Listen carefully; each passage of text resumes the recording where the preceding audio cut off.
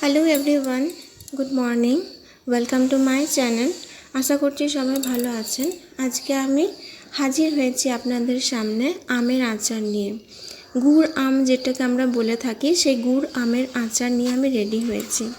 আমার রেসিপিটা যদি আপনারা বানান তাহলে এই আমের আচারটা কিন্তু আপনারা প্রায় 1 বছরের মতো স্টোর করে রাখতে পারবেন, কোনো রকম কোনো খারাপ হবে না।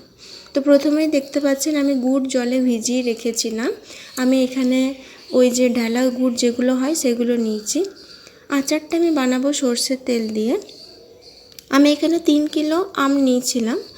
এই 3 কিলো আমে আমি নিয়েছিলাম পার কেজিতে 750 করে গুড়। ঠিক আছে, তাহলে 1 কিলোতে 750 গুড় লেগেছিল। তো যাই হোক, দেখে নেন রেসিপিটা। তো আমি তেল গরম করতে দিয়েছি। আর এই দেখুন আমগুলো আমি খোসাগুলো ছাড়িয়ে নিয়েছি, কিন্তু অনেকে আমের খোসা ছাড়ান না, কিন্তু আমি ছাড়িয়ে নিয়েছি। তেল গরম হয়ে গেলে আমি এর মধ্যে কিছু গোটা ফোড়ন, যেমন শুকনো লঙ্কা, 5 ফোড়ন, এই দুটোই মাত্র অ্যাড করব। আর কিন্তু আমি কোনো গোটা ফোড়ন নিইনি।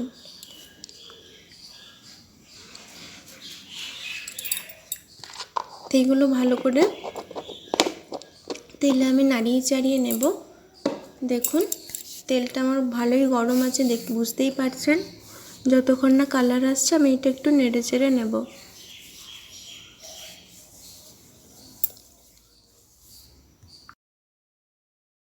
লঙ্কার কালার কিন্তু চেঞ্জ হয়ে গেছে। তো আমি এখানে এরপর এই যে কেটে রাখা 3 কিলো আম অ্যাড করে নেব।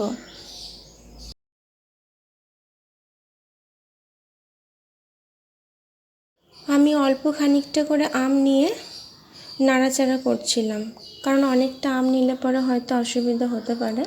আপনারা চাইলে আমটা একবারেই অ্যাড করে পরে নাড়াচাড়া করতে পারেন। এরপরে আমি নুন আর হলুদ এটার মধ্যে অ্যাড করব। নুন আর হলুদ দিলেই নুনের জন্য কিন্তু আম থেকে জল বেরিয়ে আসবে, আর এর ফলে আমটা একটু সেদ্ধও হয়ে যাবে ওই জলটাতে। এই যে দেখুন অ্যাড করে দিলাম।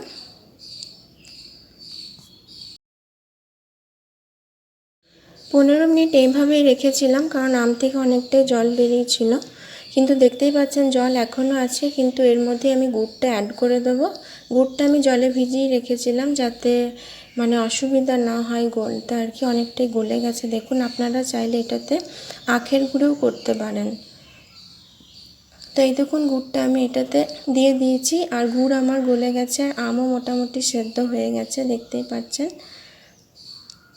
তো আধ ঘন্টা মতন আমি কিন্তু এটা গুড় দিয়ে ফুটিয়েছিলাম। এরপরে আমি বানিয়ে নেবো একটা ভাজা মশলা। এটা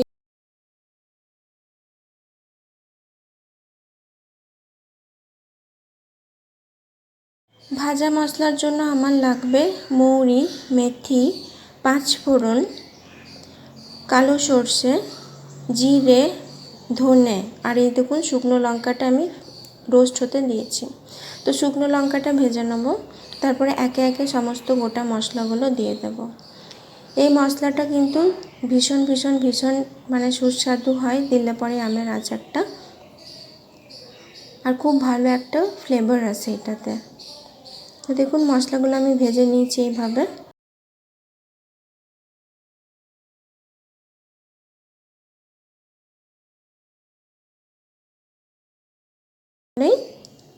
মিক্সিতে গুঁড়িয়ে নেব।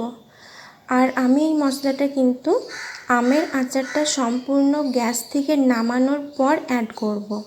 সঙ্গে সঙ্গে কিন্তু অ্যাড করব না, এটা দিয়ে আমের আচারটা কিন্তু আমি গরম করব না। আমের আচারটা নামানোর পর যখন দেখবেন যে হ্যাঁ অনেকটাই ঠান্ডা হয়ে গেছে, প্রায় 90% ঠান্ডা হয়ে গেছে, তখন অ্যাড করে দেবেন। এইভাবেই যদি আপনারা আমের আচার করতে পারেন তাহলে কিন্তু এই আচারটা দেখবেন 1 বছরের ওপর কিন্তু থেকে যাবে। ভিডিওটি কেমন লাগলো অবশ্যই জানাবেন। আর যদি এই রেসিপিটি ট্রাই করেন তাহলে আমাকে কমেন্ট বক্সে জানাবেন যে কেমন আপনাদের আচারটি খেতে হয়েছিল।